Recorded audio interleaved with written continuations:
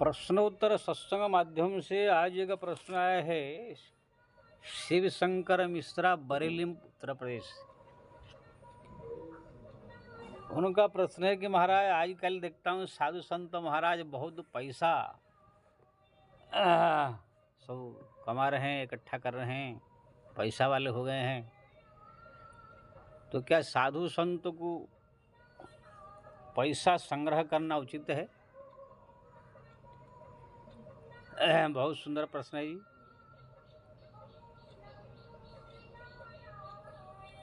साधु संत हो चाहे दुनिया में कोई भी हो, आजकल के ज़माने के अनुसार देखा जाए तो पैसा की जो है सबकी ज़रूरत है, लेकिन एक लिमिट से ज़रूरत है। लोग जो हद से ज़्यादा जब एकत्रित करने लग जाते हैं तो फिर वो खतरा हो जाता है। पहले ज़माने में जो हमारा द्वापर युग था, सत्य युग थे, त्रेता युग थे, आज से भी कम से कम 50-60 साल 100 साल पहले आप देखेंगे जंगल में इतने फल फूल होते थे, कंद मूल फल, कि साधु संत महात्मा जंगल में ही आश्रम बना करके वहाँ पर जो है सब कंदमूल खा करके ही रह जाते थे, तपस्या करते थे। मैं खुद देखा हूँ अपने गांव जहाँ पर है उड़ीसा में, वहाँ पर एक गांव से हमारा जो है पास में एक जंगल है, हम लोग को जाते थे वो जंगल में तो आम, केला, तरह तरह की जो है जो पपीता आदि आदि सब जो है जंगल में भरे रहते थे, कोई उसको लगाए नहीं अपने आप। हम लोग को बोरी बोरी भर भर के आम, पपीता, तरह तरह की जो कंदमूल है सब भर के लाते थे। मैं खुद अपने देखा हूँ और खुद भी लाया। लेकिन अभी मैं जब कभी कभी ऐसे गांव से तभी गया नहीं मैं बहुत दिन से, लेकिन बीच में गया था एक दो बार, तो वही इलाका मैं घूमने गया, चलो भाई थोड़ा जंगल देखने जाते हैं। तो 50-50 किलोमीटर तक गांव से पूरा सब जंगल साफ करके खेती बाड़ी सब कर दिए हैं। कोई घर बना लिया है, कोई क्या बना लिया है, सब कोई मिल बना दिया, कोई फैक्ट्री बना दिया है। तो इसी प्रकार संपूर्ण विश्व में जंगल को जो है काट करके लोग को जो है घर द्वार सब बनाते जा रहे हैं। कंदमूल फल जो संत ऋषि मुनि महात्माओं के लिए भगवान ने उगाया था, जंगल में रह करके तपस्या करे और वहाँ पर कंदमूल का भोजन करे, वो जो है सब समाप्त हो गया। अभी भी हम कभी कभी चारों धाम यात्रा में जाते हैं, जब गंगोत्री जाते हैं तो वहाँ पर हर्षिल नाम के एक जंगल आता है एरिया, वहाँ पर आप देखेंगे सेव का बगान है। हम लोग गाड़ी में जाते हुए सेव को जो है इसे हाथ से पकड़ के भी ये कर देते हैं। वहाँ पर सेव सब फ्री में मिलता है और 10 रुपया कहीं दे देते, इतने सारे मिले, किलो 15 रुपया 20 रुपया ऐसे रहते, इतना सेव वहाँ पर पैदा। लेकिन धीरे धीरे धीरे धीरे वहाँ भी लोग सब बेच करके ट्रांसफ़र करके दिल्ली, बम्बई, कलकत्ता भेज करके पैसा कमाने चालू कर दिया। तो कहने का मतलब ये है, पहले जो ऋषि मुनि महात्मा लोग थे सब जंगल में कंदमूल फल खा करके भगवान का सब भजन करते थे। कोई संसार से मतलब नहीं था, ना पैसा की जरूरत ना धन की जरूरत। आजकल वो जमाना खत्म हो गया, जंगल सब खत्म हो गया, जनसंख्या बढ़ गया, पब्लिक घुस गए जंगल में। अरे फल फूल क्या है वहाँ पर, चमड़ा, गाय भैंस वहाँ जो रहते हैं सब जंगली पशु, हिरन आदि सबका चमड़ा तक उखाड़ करके बेच डालते हैं, नख तक जो है उनका सींग तक बेच डालते हैं। इसीलिए संत साधु महात्माओं को जो है जब जंगल में रहने के लिए नहीं मिला, तब वो लोग सब जो है शहर की ओर से है आने लगे। अभी भी केदारनाथ आप जाएंगे, बद्रीनाथ जाएंगे तो वहाँ पर उसी हिमालय पहाड़ों में भी ऐसे ऐसे गुफा है जहाँ पर अभी भी कुछ ऋषि मुनि महात्मा वहाँ पर जंगली जड़ी बूटी सब खा करके तपस्या भजन करते हैं। मैं भी केदारनाथ में 6-6 महीना रहा हूँ।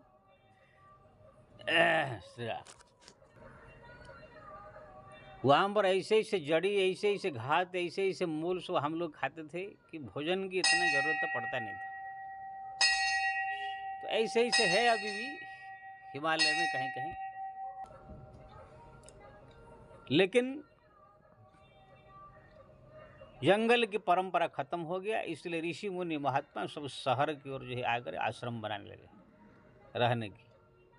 और शहर में अगर आश्रम बनाएंगे, आश्रम बनाने के लिए रुपया पैसा की ज़रूरत है।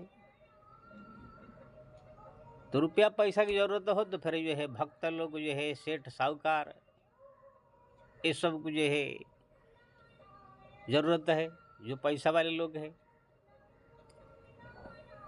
तो जाकर कुछ संत ऋषि मुनि महात्मा सेठों से बातचीत करके या पैसा वालों से बातचीत करके अपना संग्रह करके आश्रम बनाते हैं, अपना मंदिर बनाते हैं, अपना व्यवस्था करके रहते हैं, रहने लगे। कुछ लोग जो है घूम टहल करके पब्लिक में जा करके अपना भिक्षा करके जीवन यापन करने लगे, जैसे जैसे समय आया।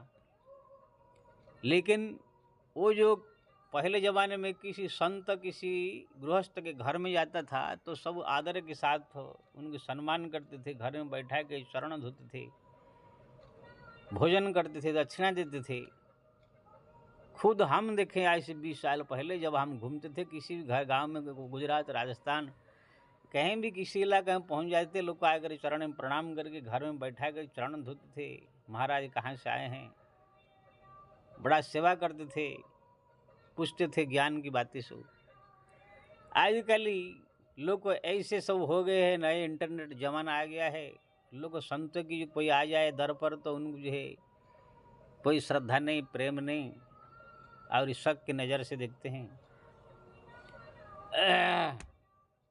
और सब लोग के नज़र में ये है कि कोई अगर किसी के दर पर संत आ जाए तो सोचते हैं भीख मंगे संत है, जिसका बड़ा आश्रम हो, बहुत जिसके पास पैसा हो, जिसके पास गाड़ी हो, जिसके पास बहुत सारे चली बहुत भीड़ भाड़ हो, ऐसी में रहता है, वही बड़ा संत है। इसी प्रकार सबके दिमाग में बैठ गए। इसलिए संत लोग जो है अब भक्तों के घर में भी आना जाना तो छोड़ दिए। नहीं तो पहले बड़े बड़े जमात निकलते थे, 100-100 साधुओं का जमात जाकर किसी भी सेठ साहूकार घर के भक्तों के घर में जाकर के अपना आसन जमाते थे, भक्त सेवा करते थे। आजकल वो भी परंपरा हट गया है, कोई नहीं करता है। इसीलिए संत साधु महात्माओं ने सोच लिया धीरे धीरे कि भाई अब जो भीख मांगने का ज़माना, भक्तों का जो सेवा करने का ज़माना धीरे धीरे ख़त्म हो गया, जंगल परंपरा ख़त्म हो गया। अब अगर शांति से रह करके हमको भजन कीर्तन करना है तो फिर कोई ना कोई एक आश्रम की ज़रूरत है, या तो खुद बनाए, यहाँ पर कहीं बनी बनाए आश्रम हो, वहाँ जाकर रहे। अपने जो खर्चा पानी के लिए, कभी तेल, कभी जो है साबुन, कभी क्या क्या दवाई, ये सब ज़रूरत के लिए पैसा की भी थोड़ा ज़रूरत है। इसलिए संत लोगों ने अब जो है घूमना फिरना थोड़ा कम करके कोई बड़ा आश्रम देख करके वहाँ रहने लगे हैं। कहाँ पर कुछ दक्षिणा पानी मिले तो उसको संग्रह करने लगे हैं।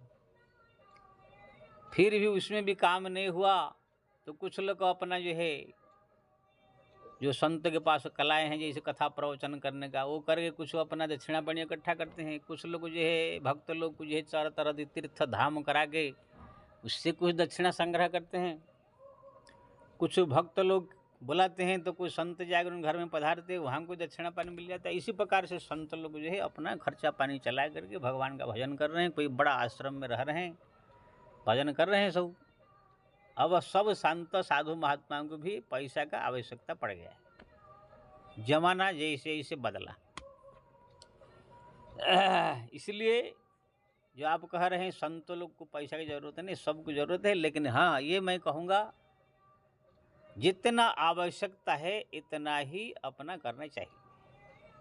जैसे अगर कोई आश्रम में कोई संत रह रहे हैं, वहाँ पर खाने पीने को सब मिल रहा है, रहने को सब व्यवस्था मिल रहा है, तो फिर उनको ये है इतना पैसा के पीछे न पड़ के 2, 4, 5, 10 हज़ार, 20 हज़ार, 50 हज़ार या 1 लाख ऐसे पास में हो तो उनको जो दवाई फवाई अपना इतना बहुत है कि ना आश्रम में भोजन पानी सब मिल रहा है, चाय पानी मिल रहा है, खर्चा इतना बहुत है, 50 हज़ार, 1 लाख।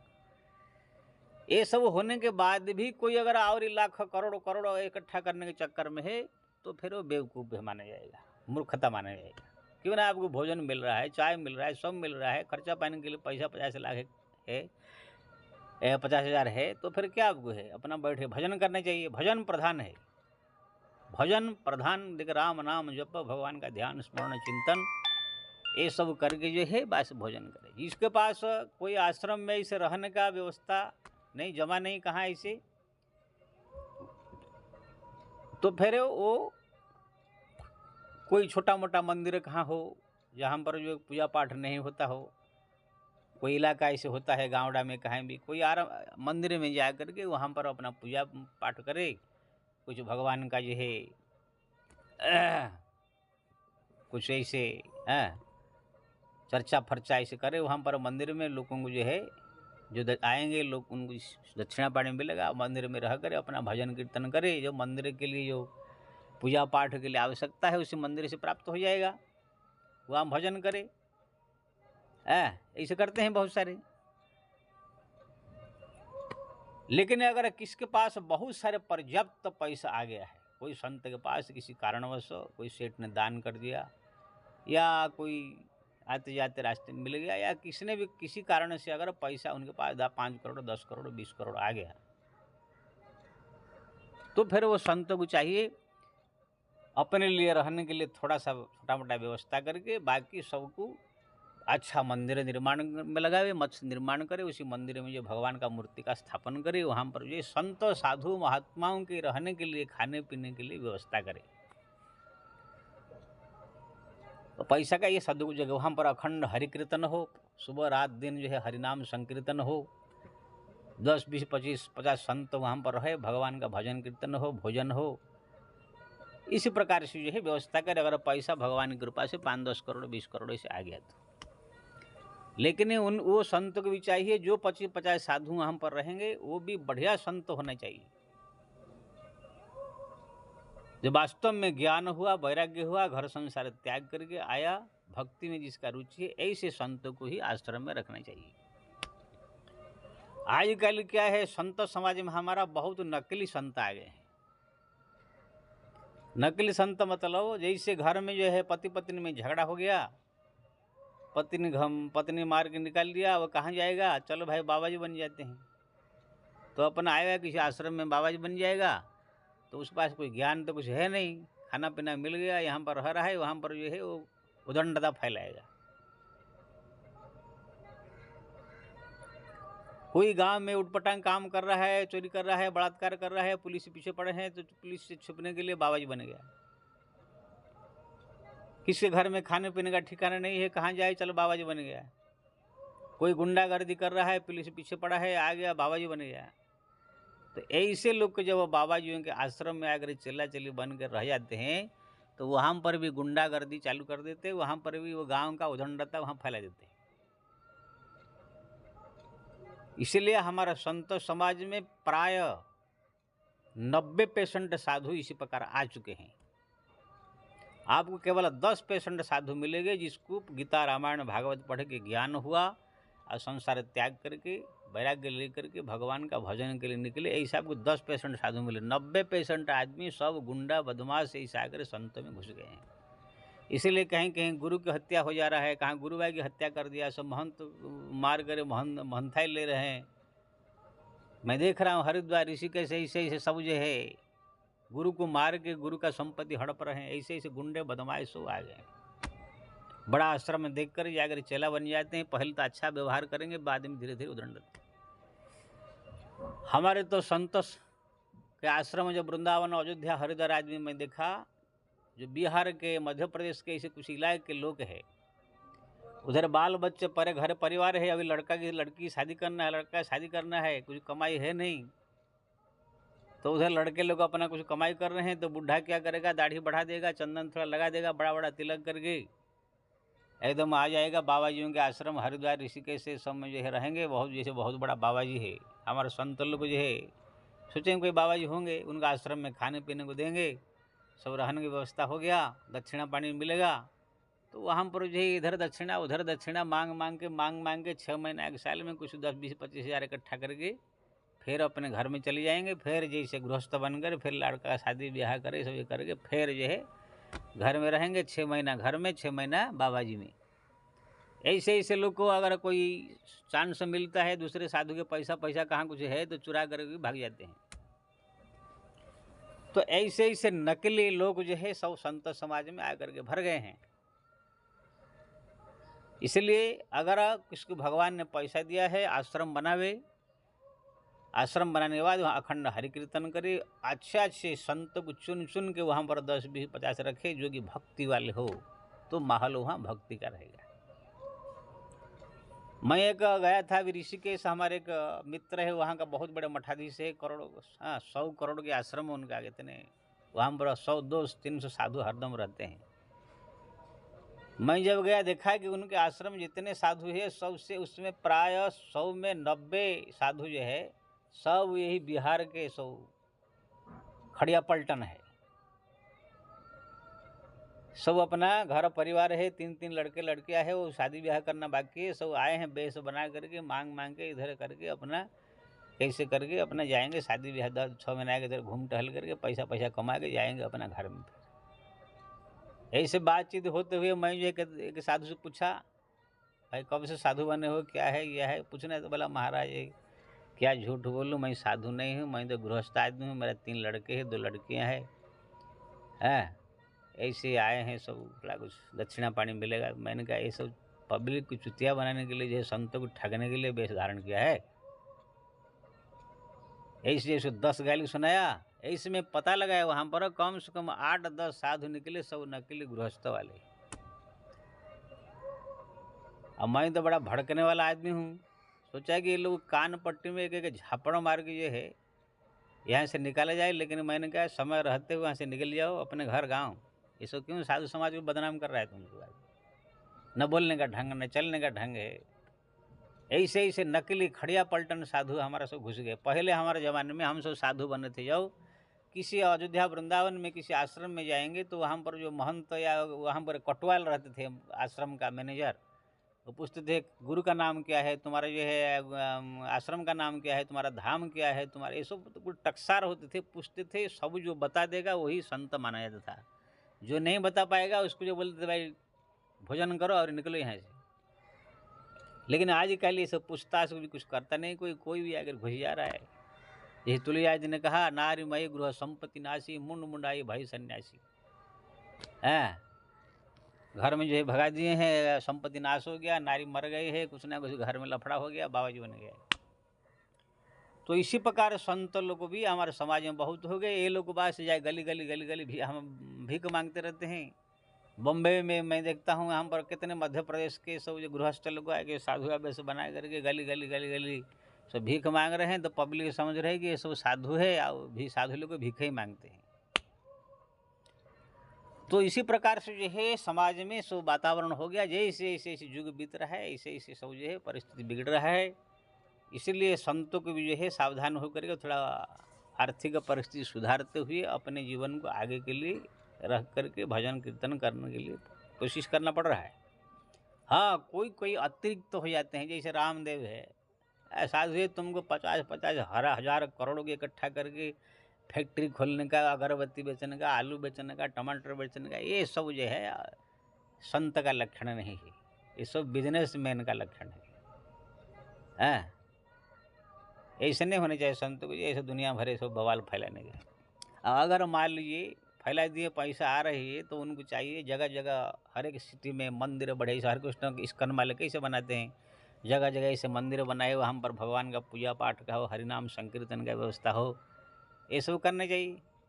लेकिन 1000 करोड़ की संपत्ति लेके बैठा हुआ है रामदेव, क्या कर रहा है? कुछ नहीं, खाली वहाँ से अपना प्रोडक्ट ही बेच रहा है। इसको कहते हैं महामूर्ख।